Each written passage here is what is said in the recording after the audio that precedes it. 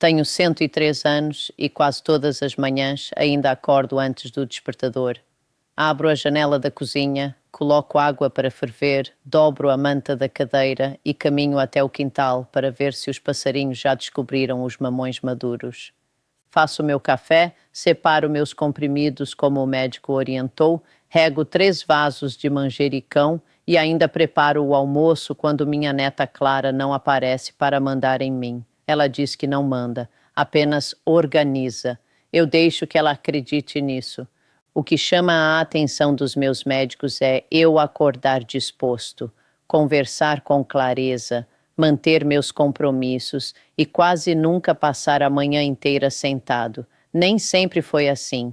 Quando eu tinha 91 anos, comecei a acordar como se tivesse trabalhado a noite toda. Meus olhos abriam, mas o resto do corpo parecia não ter recebido o aviso. Eu sentava na beirada da cama, esperava a tontura passar e negociava com as pernas. Primeiro deixei de caminhar até a padaria. Depois parei de cuidar do quintal. Por fim, aceitei que minha filha trouxesse quase todas as refeições. O problema não era apenas o cansaço, era a sensação de que minha vida estava encolhendo. Cada tarefa que alguém fazia por mim parecia pequena, mas quando somadas, aquelas tarefas formavam a minha independência. Talvez você conheça esse medo. Talvez acorde cansado, veja seu filho fiscalizando os remédios ou pense 2 vezes antes de atravessar o corredor à noite. Talvez, sem contar a ninguém, calcule quantos anos ainda viverá em sua própria casa. Eu conheço esse pensamento. Ele se sentou comigo muitas noites. Hoje vou contar o que comecei a colocar no almoço, como usei, o erro que cometi e o que percebi ao longo dos meses. A especiaria é o açafrão da terra, que muita gente chama de cúrcuma. Mas quero deixar uma coisa clara desde já.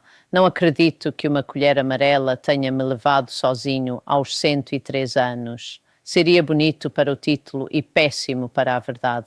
A cúrcuma fez parte de uma mudança maior. E, perto do fim, vou contar o que considero a parte mais importante. Não tem preço, não vem em cápsula. E eu levei quase 90 anos para aprender. Minha mudança começou numa tarde de agosto, quando o vento empurrava folhas secas contra a porta dos fundos. Eu tinha ido visitar minha irmã mais velha, Amélia, numa casa de repouso. Ela tinha 94 anos e sempre fora mais forte do que eu. Criou 4 filhos, cuidou do marido doente e ainda fazia doce de abóbora para metade da rua. Mas, depois de 2 quedas, começou a depender de ajuda para quase tudo. Encontrei Amélia olhando pela janela. Uma xícara de plástico estava sobre a mesa e um rádio baixo tocava música antiga. Ela apertou minha mão e perguntou se os jasmins da casa dela ainda floresciam.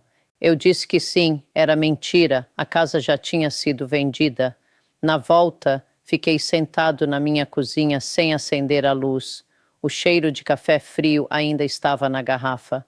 A bengala de Amélia, que eu levara para consertar, estava encostada na parede. Olhei para ela e fiz uma promessa curta. Vou proteger o que ainda consigo fazer. Na semana seguinte, fui ao consultório do Dr. Eduardo. Ele me acompanhava havia anos e tinha o bom costume de falar comigo, não apenas com meus filhos. Levou meus exames em consideração, revisou meus remédios e perguntou sobre sono, alimentação, tristeza, dor e movimento. Eu queria uma solução rápida. Ele me ofereceu uma pergunta. Seu Antônio, o senhor está alimentando o corpo ou apenas enchendo o prato? Aquilo me irritou. Eu comia arroz, feijão, carne e pão. Mas quase não variava. Comia pouca verdura e exagerava à noite. Meu almoço me deixava pesado, meu jantar atrapalhava o sono, e meu café da manhã era café com coragem. Dr. Eduardo não receitou cúrcuma como cura, sugeriu melhorar a alimentação e permitiu pequenas quantidades na comida, sem alterar remédios e observando qualquer problema, Quem colocou a ideia na minha cabeça foi Dona Nair, uma vizinha de 78 anos que cuidava de uma horta comunitária. Ela me viu no portão e disse: "Energia não chega como visita, seu Antônio. A gente precisa deixar a porta aberta." Essa frase ficou comigo. Deixe-me explicar como passei a imaginar meu corpo.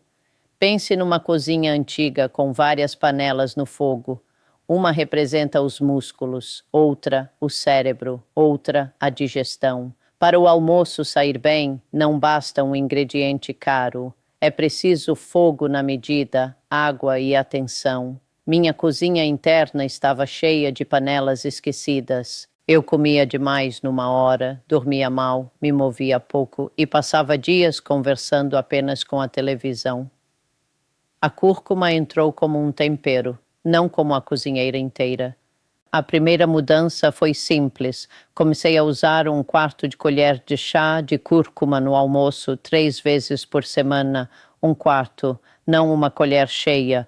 No primeiro dia achei pouco. No segundo, coloquei demais escondido. O arroz ficou com uma cor tão forte que parecia ter sido pintado por uma criança. O gosto ficou amargo. E Clara perguntou se eu estava cozinhando ou restaurando uma parede. Aprendi rápido. Eu misturava a cúrcuma no refogado de cebola e alho, antes dos legumes, do feijão ou do frango.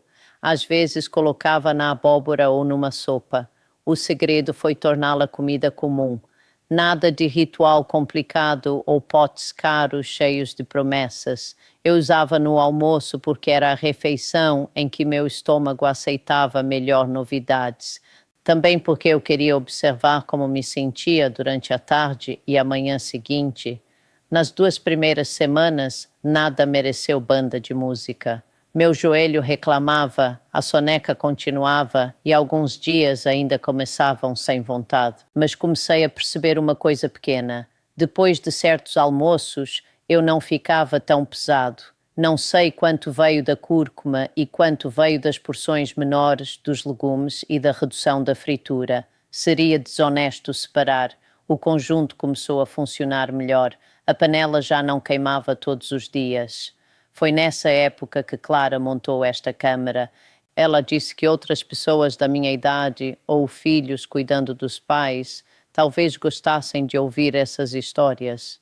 Eu disse que ninguém tinha tempo para escutar um velho falar de açafrão. Ela respondeu que a internet escuta coisa muito pior. Então, se esta conversa estiver ajudando você, pode se inscrever. Clara ficará satisfeita e talvez pare de corrigir a posição da minha cadeira a cada 5 minutos. Mas foi aí que a coisa ficou interessante. Eu descobri que o tipo certo fazia diferença. Na minha infância chamávamos tudo de açafrão, mas existe o açafrão verdadeiro, feito com fios de uma flor, e existe o açafrão da terra, a raiz amarela que muita gente conhece como cúrcuma. O que passei a usar foi a cúrcuma em pó, de procedência confiável, sem misturas estranhas e com cheiro fresco. Primeiro comprei um pacote grande e barato. Quase não tinha aroma e o sabor parecia poeira. Depois passei a comprar pouco, guardar num vidro fechado e deixar longe do calor. Outro detalhe foi misturar a cúrcuma com a refeição e não tomá-la seca. Uma amiga sugeriu que eu engolisse uma colher de pó com água. Fiz isso uma vez. Uma vez foi suficiente. Tossi tanto que meu bisneto correu para chamar Clara. A cozinha ficou amarela, minha camisa ficou amarela e até o cachorro espirrou. Não recomendo heroísmo culinário. Passei a usar a especiaria no refogado com um fio de azeite ou junto de alimentos que já tinham alguma gordura natural. Em alguns dias, acrescentava uma pitada minúscula de pimenta do reino, porque gostei do sabor, mas nunca transformei isso numa regra rígida. Meu objetivo não era fabricar remédio na panela, era melhorar um almoço que eu conseguiria repetir. Só que uma boa especiaria não conserta um prato ruim. Colocar cúrcuma sobre uma montanha de fritura seria pintar a porta enquanto o fogão vaza gás. Passei a servir mais legumes e verduras, feijão ou lentilha, uma porção menor de arroz, batata ou mandioca e proteína em quantidade moderada, conforme minha orientação médica. Nem todos os dias ficavam bonitos. Às vezes eu queimava a abobrinha, às vezes exagerava no arroz. Aos domingos ainda aceitava uma sobremesa. Aos 103 anos, perfeição seria uma vaidade cansativa. O que mudou foi a repetição.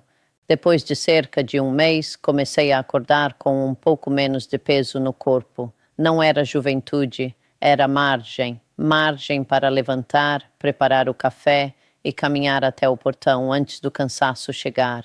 Quando percebi isso pela primeira vez, fiquei quieto na cozinha. A chaleira estava assobiando e a luz entrava pela cortina branca. Eu tinha colocado a mesa sem pedir ajuda. Parece pouco. Para mim foi esperança. Agora preciso falar sério com você. Eu estava usando cúrcuma como tempero em pequena quantidade depois de conversar com meu médico. Eu não abandonei remédio, não reduzi dose, não troquei tratamento por comida e nunca comecei cápsulas concentradas por conta própria. Se você usa remédios ou trata qualquer condição importante, converse com seu médico ou farmacêutico antes de usar grandes quantidades, extratos ou suplementos. O que cabe bem no meu prato pode não caber no seu tratamento. Também não insista se sentir qualquer reação diferente. Cuidar da saúde não é provar coragem, é prestar atenção. Depois de 2 meses, eu usava cúrcuma em 4 ou 5 almoços por semana, geralmente entre 1/4 e meia colher de chá na comida, às vezes menos, mais não significa melhor. Demorei a aceitar isso, eu queria acelerar. Queria acordar numa segunda-feira com o corpo de quando tinha 60 anos. Mas meu organismo não era um rádio em que se aumenta o volume girando um botão. Era uma cozinha antiga, precisava de cuidado diário. Passei a dormir em horários mais regulares, reduzi o jantar pesado e caminhava alguns minutos depois do almoço. O movimento abria a janela, o sono apagava o fogo na hora certa. A água lavava as panelas e a cúrcuma lembrava meu compromisso. Meus números melhoraram um pouco, depois pararam. Por volta do 4º mês, tive uma gripe forte e passei quase 2 semanas mais parado. Perdi apetite, dormi durante o dia e voltei a acordar cansado. Fiquei irritado. Pensei que todo o esforço tinha sido inútil. Dona Naira apareceu com um pote de sopa e encontrou meu vidro de cúrcuma fechado sobre a prateleira. Ela perguntou: "Desistiu da porta aberta?" Respondi que a energia não estava entrando. Ela riu e disse: "Então abra uma fresta." Naquele dia, coloquei uma pitada de cúrcuma na sopa e dei 2 voltas pela sala. No dia seguinte, repeti. Retomei não com força, mas com uma fresta. Ao longo dos 6 meses seguintes, minha disposição ficou mais estável. Ainda havia manhãs ruins. Ainda havia noites mal dormidas. Ainda havia consultas em que o médico ajustava alguma coisa e dias em que eu precisava descansar. Mas a tendência tinha mudado. Eu não acordava cheio de energia porque um pó amarelo fazia milagre. Eu acordava melhor porque o almoço deixou de me derrubar, o jantar ficou mais leve, o movimento voltou, o sono melhorou e comecei a cuidar do meu dia como um conjunto. A cúrcuma virou o sinal amarelo da minha cozinha. Quando pegava o vidro, lembrava dos legumes, da porção menor, da caminhada e da água. Seu sinal pode ser outro, um tênis perto da porta ou uma garrafa ao lado da cadeira. O objeto não tem magia. O valor está no hábito que ele chama. Se conhece alguém mais velho que acorda cansado ou perdeu o gosto de cuidar de si, compartilhe esta conversa, não para convencê-lo a usar cúrcuma, mas para lembrar que mudanças pequenas contam. Agora vem a parte que prometi contar. Tudo o que expliquei importa, mas não é a história inteira. Se eu tivesse de colocar em números, diria que a comida, a cúrcuma, o sono e o movimento foram talvez 30% da mudança. Os outros 70% foram mais silenciosos, Foram medo, perdão e propósito. Quando Amélia foi para a casa de repouso, eu não fiquei apenas triste, fiquei apavorado. Passei a interpretar cada esquecimento como o início do fim. Cada dor parecia aviso. Cada manhã cansada parecia prova de que minha casa seria a próxima a ser vendida. O medo começou a cozinhar tudo em fogo alto. Eu dormia pior, acordava tenso, comia sem atenção, evitava caminhar para não cair. Quanto menos eu me movia, mais fraco me sentia. Quanto mais fraco me sentia, mais medo tinha. A cúrcuma não podia resolver esse círculo. Então retomei um costume que havia abandonado depois da morte de minha esposa, Helena. Todas as noites, antes de dormir, eu me sentava na cadeira perto da janela e fazia uma oração curta. Eu dizia o que podia controlar: refeição, remédios, caminhada e maneira de tratar as pessoas. Depois entregava o que não controlava: idade amanhã, perda e tempo. Não senti paz na primeira noite, nem na 10ª. Às vezes eu terminava a oração mais irritado do que começara, mas aos poucos parei de levar todas as preocupações para a cama. Não estou dizendo que a fé curou meu cansaço. Estou dizendo que o medo deixou de comandar cada decisão. E existe outra parte que eu quase nunca contava. Durante 34 anos, fiquei afastado do meu irmão Joaquim. Brigamos por causa da divisão de um terreno depois da morte de nosso pai. Houve palavras duras, documentos, orgulho e silêncio. Joaquim morreu antes de mim. Eu não consegui pedir desculpas. Carreguei aquela conversa inacabada por décadas. Às vezes, à noite, eu repetia mentalmente o que deveria ter dito. Meu corpo estava na cama, minha cabeça estava num cartório de 1978. Um dia escrevi uma carta que nunca seria enviada. Admiti que ele errara, mas que eu também fora cruel. O terreno não valia os aniversários perdidos. Levei 3 dias. Depois guardei a carta na velha caixa de ferramentas de nosso pai. Perdoar não foi dizer que tudo estava certo. Foi decidir que aquela briga não teria mais direito de ocupar minhas noites. A lembrança não desapareceu, mas deixou de dormir na minha cama. Isso ajudou meu sono. O sono ajudou minha manhã. A manhã ajudou minha disposição. E a disposição tornou mais fácil repetir as pequenas escolhas. Mas o propósito foi ainda mais importante. Depois que parei de trabalhar e Helena morreu, passei um período acreditando que ninguém precisava de mim. Meus filhos tinham suas casas, meus netos tinham pressa. Eu recebia visitas, mas não tinha uma função. Então, numa terça-feira, Clara apareceu com o filho pequeno, Miguel, e uma sacola de feijão. Disse que precisava ir a uma consulta e perguntou se eu poderia separar os grãos ruins com o menino. Parecia uma tarefa insignificante. Sentamos à mesa. Miguel tinha 6 anos e queria saber por que alguns feijões eram enrugados. Eu expliquei como o meu pai escolhia sementes para plantar. Depois mostrei como contar de 10 em 10. Ele errou, riu e derrubou metade no chão. Quando Clara voltou, encontrou nós dois de joelhos, recolhendo feijão. Naquela noite dormi melhor. Não porque separar feijão fosse exercício suficiente, mas porque alguém precisou de mim. Depois disso, ensinei Miguel a cuidar dos vasos, ligava para Dona Nair quando ela faltava à horta e escrevia lembranças da família para Clara guardar. Propósito dá razão para levantar. Levantar cria movimento. Movimento ajuda o apetite, a cozinha, o sono e a repetição. A repetição ajuda o corpo. Foi assim que as partes se uniram. Não porque eu fosse disciplinado todos os dias, não porque deixei de sentir medo, mas porque havia alguém esperando que eu aparecesse. Quero dizer uma coisa diretamente a você. Você não está velho demais para começar devagar. Talvez não consiga caminhar 5 minutos. Caminhe com segurança. Talvez não possa cozinhar. Ajuda a lavar uma verdura. Talvez a cúrcuma não seja adequada. Escolha outro pequeno cuidado com orientação profissional. Sua energia talvez não volte aos 40 anos. A minha não voltou, mas pode surgir margem para telefonar, abrir a janela e participar da própria vida. Eu quero isso para você.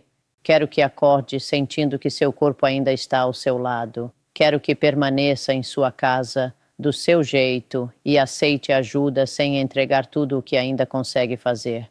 Comece devagar, mas comece. Dê tempo ao seu corpo. Uma cozinha antiga não volta a funcionar quando alguém grita com as panelas.